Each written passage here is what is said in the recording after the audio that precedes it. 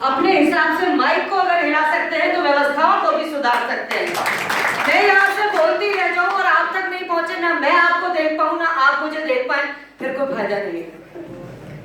तो सबसे पहले तो मैं ये कहना चाहूंगी, आज जो मैं हूँ, जहां पर आज मैं पहुंची, 2 बार उन्होंने कहा कि राज्य मंत्री और ये और वो, चाइल्ड राइट्स कमीशन चेयरपर्सन, मैं यहाँ पर क्यों हूँ? आप जैसे अध्यापकों और गुरुजनों के कारण आज यहाँ पर। तो बात यहाँ पे 406 लोगों की नहीं है, बात यहाँ पे 425 लोगों की भी नहीं है, बात है यहाँ पर उन कर्णधारों की जो हम जैसे लोगों को तैयार करते हैं। ये बहुत इंपॉर्टेंट विषय है। मैं यहाँ पर इसलिए आई कि इसमें मेरा अपना स्वार्थ है। बच्चे आप ही के पास है, बच्चे आप ही के हाथ में है, और बच्चे ही नहीं, बच्चों का हर बचपन का भविष्य आज आपके हाथ में है। तो ये जरूरी था कि मैं आपसे मिलूं और डायरेक्ट मुद्दे पे आऊं। मैंने देखा अभी डिस्ट्रिक्ट एजुकेशन ऑफिसर से मैंने कागज मांगे और पता चला कि 50-60% का रेशियो, 70% तक का रेशियो हमारे पास में टीचर्स का है। तो जब हम कम होते हैं और हमारा टास्क बड़ा होता है, तो मैं एक बात हमेशा अपने बच्चों को कहती हूँ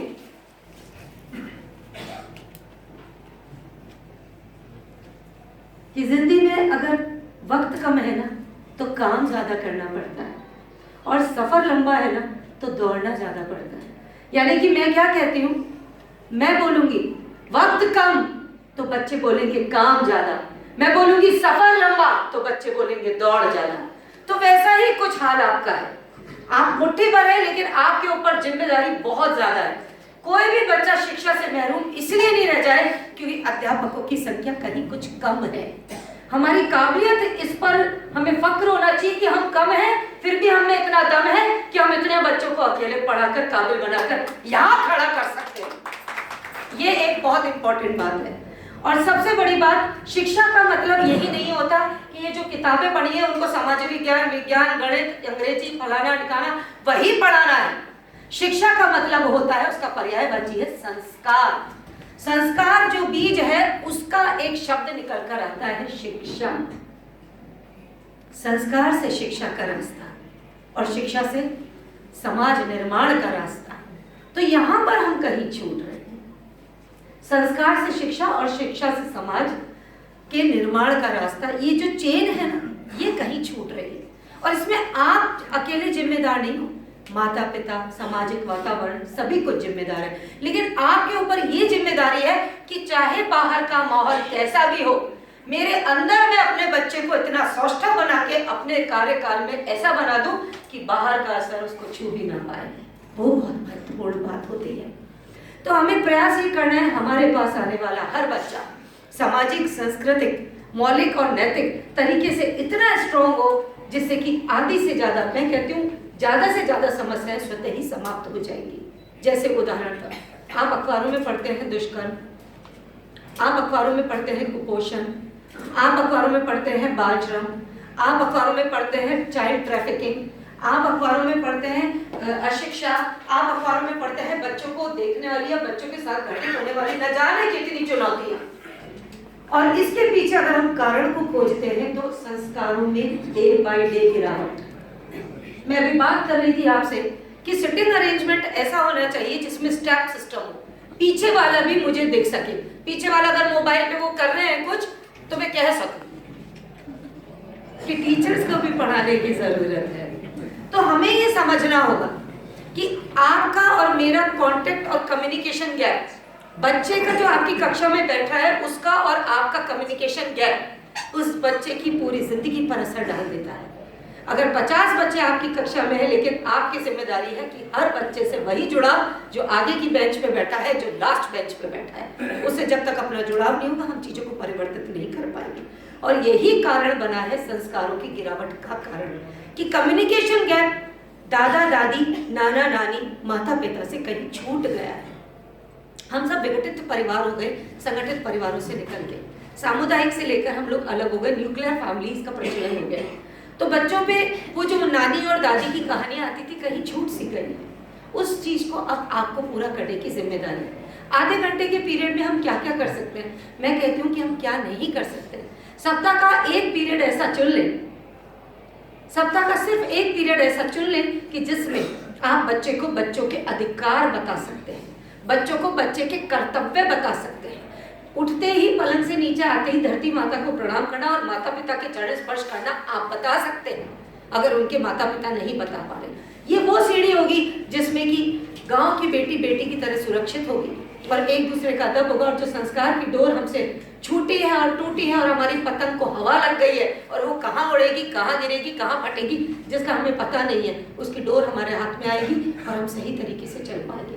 दिस इज वेरी इंपॉर्टेंट और ये सब आपके हाथ में है और मुझे लगता है ये सही हाथों में है। तो पूरे सप्ताह का एक पीरियड आप सब प्रधानाध्यापक हैं, आप अपने सभी टीचर्स को ये कह सकते हैं कि आप पूरे सप्ताह में एक दिन निश्चित करें और आप ये सुनिश्चित करें कि आपके चाइल्ड राइट क्लब गठित हो गए। एसएमसी की बैठक सही तरीके से होती है, शनिवार को उसके मिनट्स भी लिखे जाते हैं। बच्चों की दीवार का जो हम लोगों ने निर्देश दिया है, वो हर स्कूल में एक दीवार है, छोटी छोटी सी बातें, उनको हम कैसे पूरा कर सकते हैं। ये आपका संघर्ष है, ये आपकी जंग है, आपको बच्चों के लिए जीतनी पड़ेगी क्योंकि बच्चे राष्ट्र का भविष्य होते हैं और उनकी डोर आपके हाथ में है। तो मैं इतना ही कहना चाहूंगी कि एक शुरुआत आप यहाँ से कर सकते हैं कि शनिवार के दिन या सोमवार के दिन पहला पीरियड हर प्रधान अध्यापक या तो सबके साथ या हर कक्षा अध्यापिका अपनी कक्षा के साथ ये देख ले कि कौन कौन सी योजनाएं सरकार की, उससे बच्चों को कैसे लाभ हो सकता है। क्योंकि कुछ सरकारी स्कूलों में मैंने विजिट की तो वहाँ पाया कि बच्ची की स्थिति इतनी खराब है जो वो पालनहार से जुड़ सकती थी, लेकिन इतने पढ़े लिखे लोगों के बीच में भी रहकर वो बच्ची पालनहार से नहीं जुड़ पाई और उसकी माँ झाड़ू पोंछा करती है और शाम को स्कूल से जाकर वो भी झाड़ू पोंछा करती है, तब अपने छोटे भाइयों को पढ़ाती है और खुद भी पढ़ती है और पूरा घर चलता है और पिता है। तो आप सोचिए कि आपकी कक्षा में ऐसा कोई बच्चा बैठा है और फिर भी आपको नहीं पता, तो इसमें उस बच्चे से ज्यादा आपका दुर्भाग्य है और आपकी कमी है। क्या पता कौन सी बेटी या कौन सा बेटा दुष्कर्म से पीड़ित हो रहा हो या बाल श्रम में जाने वाला हो या ड्रॉप आउट होने वाला हो। ये नियम नहीं है, ये योजनाएं नहीं है, सिर्फ ये किसी बच्चे का भविष्य है, उसके जीवन का संरक्षण है जो आपके हाथ में है। तो इसकी शुरुआत आप लोग कर सकते हैं और सीधा मुझसे कम्युनिकेशन कर सकते हैं। मैं आपके साथ हूँ और बच्चों के संस्कार आपके हाथ में। इतना ही कहना चाहती हूँ। आप सबसे मिलकर बहुत अच्छा लगा। मुझे लगता है ये 5 मिनट में जो मैंने कहा शायद कहीं आपके अंदर गया होगा, आपके दिल में घुसा होगा। उन 50 बच्चों में से कुछ बच्चे ऐसे होते हैं जिनके असर नहीं होता, लेकिन वहाँ पर टीचर फिर बहुत ज़्यादा स्ट्रिक्ट होता है और उनको कहता है कि तुम आगे आके बैठो, आगे वालों को पीछे बैठ देते क्योंकि तो स्वतः पढ़ रहे हैं, वो लोग पढ़ नहीं रहे, उन पर ज़्यादा ध्यान देने की जरूरत है। तो जो कमजोर है, जो कहीं ज़्यादा संस्कारों से छूटा हुआ है, उसको आगे लाओ, उसको ज़्यादा पढ़ाओ, उस पर ज़्यादा ध्यान दो, क्योंकि आपकी डोर से निकलने के बाद में वो और गलत हो सकता है। इसलिए उसको शुरू में ही आपने पतंग उड़ाई है बचपन में, पतंग उड़ाने से पहले तंग डालते हैं, पता है?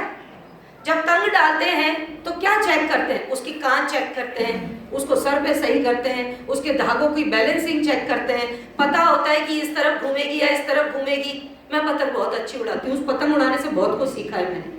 तो एक सिंपल पतंग उड़ाने के लिए जब इतना दिमाग लगाया जाता है, तो एक बच्चे के बचपन के लिए इतना दिल और इतना दिमाग क्यों नहीं लगाया जाता कि वो जीवन की डोर में अगर उसके कहीं पेच लड़ जाए तो वो कट के गिर जाए। उसके जिम्मेदार आपकी शक्ल दिखे ना दिखे, लेकिन हम उसके जिम्मेदार होते हैं। तो अपनी पतंग, अपना बच्चा, उसकी कमान, उसके तंग, उसकी सांप, उसकी काख, जो भी करना है सही आप ही को करना है। फटी पतंग में आटे की लेई बनाकर चिपकाना, ये हमारे टाइम में होता था।